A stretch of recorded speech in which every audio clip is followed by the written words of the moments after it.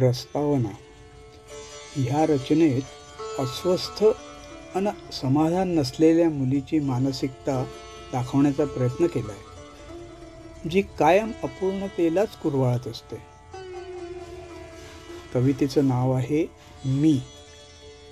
मी दिसते तरी कुणासारखी, मी असते तरी कुणासारखी, मी दिसते तरी कुणासारखी, मी असते तरी कुणासारखी, मी तुफानी लाटा कधीतरी, कधी इवल्याशा झऱ्यासारखी.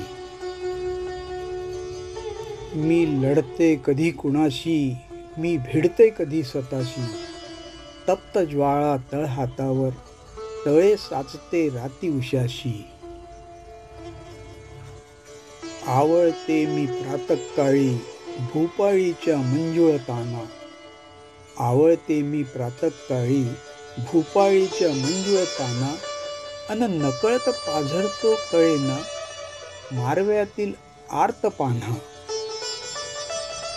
मी असते मौनात तरीही तरंगकानी येती रांगत, मी असते मौनात तरीही तरंगकानी येती रांगत, मुके पाखरू घरट्या भवती होते नाजूक वळसन बांधत.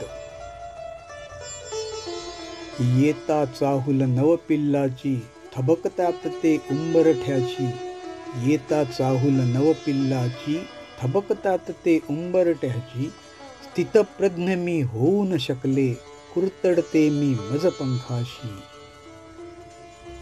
विषवल्लीच्या जंजाळातच सदैव कामी गुंफलेली, विषवल्लीच्या जंजाळातच सदैव कामी गुंफलेली, दाणे संग्रही मोजीत बसले सोची मधले विस्मरलेली, सोची मधले विस्मरलेली.